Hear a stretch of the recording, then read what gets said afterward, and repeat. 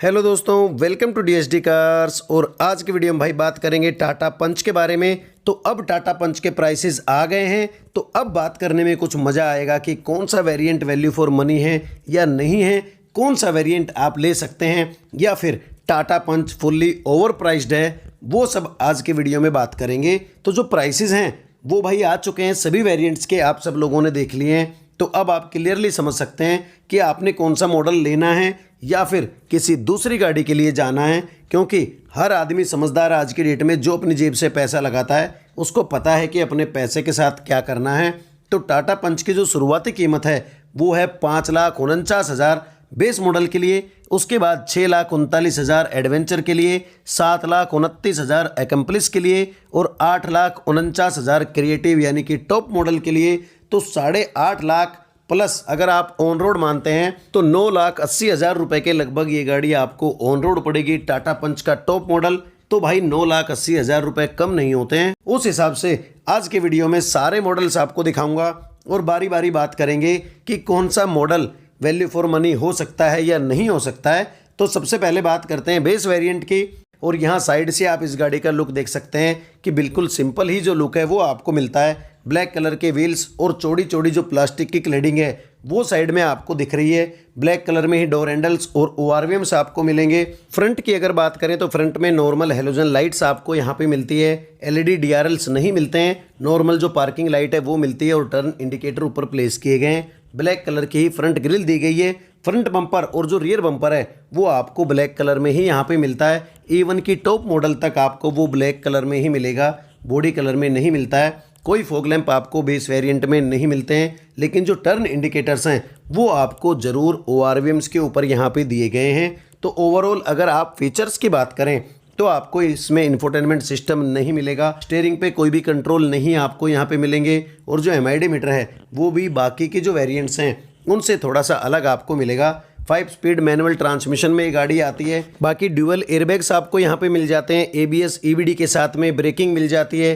Front में disc और rear में ड्रम ब्रेक दिए गए हैं। 185 mm की ग्राउंड क्लियरेंस मिल जाती है। 366 लीटर का जो बूट है वो आपको मिल जाता है। ब्रेक कॉर्नर कंट्रोल दिया गया है। Rear parking sensor, centre locking with की आपको मिलती है। आइडल स्टार्ट स्टॉप का जो फंक्शन है वो यहाँ पे दिया गया है और ड्राइव मोड्स भी आपको मिल जाते हैं। टिल्ट स्टीयरिंग आपको मिलता है गाड़ी में और 90 डिग्री जो ओपनिंग डोर्स हैं वो आपको मिलते हैं। तो ये सब चीज़ें बेस मॉडल के साथ साथ बाकी सब वेरिएंट में ऑलमोस्ट सेम ही आपको मिलती हैं, क्योंकि बेस हो या टॉप हो जो सेफ्टी है वो आपको सेम टू सेम मिलती है। जो इंजन है वो आपको सेम मिलेगा। बाकी इंफोटेनमेंट वगैरह जो है वो आप बाहर से भी बाद में लगवा सकते हैं। बैठने के लिए जो सीट्स हैं, जो स्पेस है, जो बूट स्पेस है वो सब आपको सेम मिलता है, चाहे आप बेस मॉडल ले लें या टॉप मॉडल ले लें।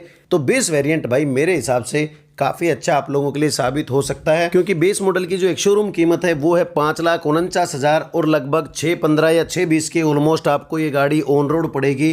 तो इतने में अगर 5 स्टार सेफ्टी रेटिंग या ये कहो कि इंडिया की सबसे सेफ कार अगर आपको मिल रही है तो वो कहीं ना कहीं ठीक आप लोगों के लिए साबित हो सकता है। वहीं अगर बात करें मैग्नाइट की तो मैग्नाइट इसके कंपटीशन में पूरी उतरती है, लेकिन जो मैग्नाइट की एक शोरूम कीमत है वो है 5,71,000 और उस हिसाब से जो ऑन रोड वो गाड़ी पड़ती है लगभग आपको पड़ेगी 6,40,000 रुपए की। तो भाई आप टाटा पंच को भी कंसीडर कर सकते हैं इस प्राइस रेंज में। अब बात कर लेते हैं एडवेंचर के बारे में, जिसकी की कीमत है 6,39,000 रुपए और ये वेरिएंट आपको ऑन रोड पड़ेगा लगभग 7,15,000 से लेकर 7,20,000 रुपए तक का, यानी कि लगभग 90,000 रुपए एक्स्ट्रा आपको देने पड़ेंगे एडवेंचर वेरिएंट खरीदने के लिए।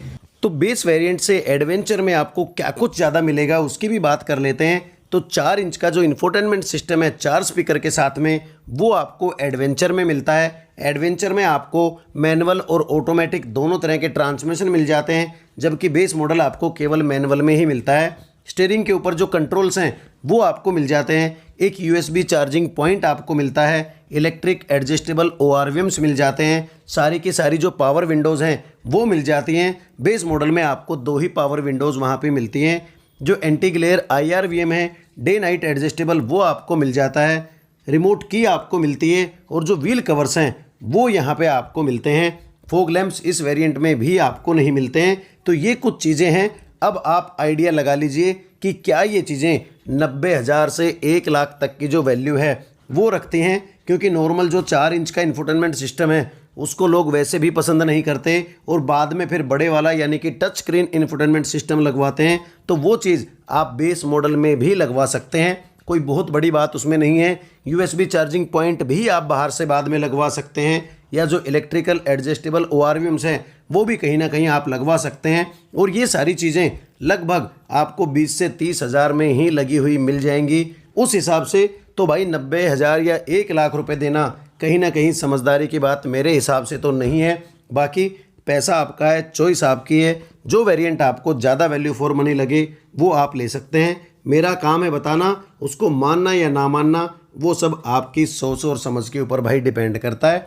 बाकी एडवेंचर जो वेरिएंट है वो भी देखने में ठीक ठाक लगता है, लेकिन बेस वेरिएंट से लगभग 50,000 या 40,000 ही उसको महंगा करना चाहिए था। लेकिन यहाँ पे लगभग 90,000 का जो एक शोरूम में फ़र्क है वो आपको भाई देखने को मिलेगा।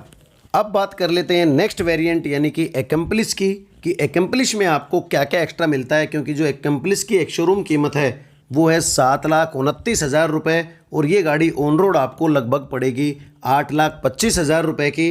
तो इन 90,000 या 1 लाख रुपए में क्या कुछ फ़र्क आपको मिलेगा वो भी बात कर लेते हैं। तो एकम्प्लिश वेरिएंट में अगर हम फ्रंट से देखें तो फॉग लैंप आपको यहाँ पे एक्स्ट्रा मिलते हैं, बाकी सब कुछ आपको एडवेंचर या बेस मॉडल के जैसा ही यहाँ पे मिलता है। स्टाइल्ड व्हील्स आपको एक्स्ट्रा मिलते हैं और 15 इंच के टायर्स ही आपको इस वेरिएंट में भी मिलते हैं, जो कि आपको बेस या एडवेंचर दोनों में मिलते हैं। तो वहाँ टायर के साइज़ में कोई फ़र्क आपको यहाँ पे नहीं मिलता है। 185 mm की ग्राउंड क्लियरेंस आपको सेम मिलती है, लेकिन जो ड्राइवर डोर पे रिक्वेस्टिंग सेंसर है वो आपको भाई यहाँ पे एक्स्ट्रा मिलता है। चारों ही पावर विंडोज़ मिलती है। पावर एडजस्टेबल ORVMs आपको सेम मिलते हैं जैसे कि आपको एडवेंचर में मिलते हैं। ब्लैक कलर में ही डोर हैंडल्स और जो डुअल टोन है वो भाई आपको यहाँ पे सेम मिलती है। कोई बहुत बड़ा फ़र्क दोनों ही गाड़ियों में आपको नहीं मिलेगा। लेकिन जो बड़ा फ़र्क है वो है ड्राइवर सीट की हाइट एडजस्टमेंट का, जो कि आपको एकम्प्लिश वेरिएंट में मिलता है। और ये बहुत सारे भाइयों के लिए ज़रूरी एक पॉइंट साबित हो सकता है जिनकी की हाइट थोड़ी कम है और उनको ड्राइवर सीट की जो हाइट है वो एडजस्टेबल चाहिए, तो उनको एकम्प्लिश वेरिएंट के लिए जाना पड़ेगा। उसके अलावा जो 7 इंच का टच स्क्रीन इंफोटेनमेंट सिस्टम है एंड्रॉयड ऑटो और एप्पल कारप्ले के साथ में, वो भी यहाँ पे आपको मिलता है। 4 स्पीकर 2 ट्विटर के साथ में। जो रियर व्यू कैमरा है वो भी आपको एकम्प्लिश में मिल जाता है। स्टार्ट स्टॉप पुश बटन यहाँ पे आपको मिलता है एकम्प्लिश वेरिएंट में, तो चाबी से आपको स्टार्ट करने की आवश्यकता नहीं होती है। उसके अलावा अगर मैं बात करूँ तो जो ड्राइवर विंडो है वो वन टच डाउन फंक्शन के साथ में आपको मिलती है इसी गाड़ी में।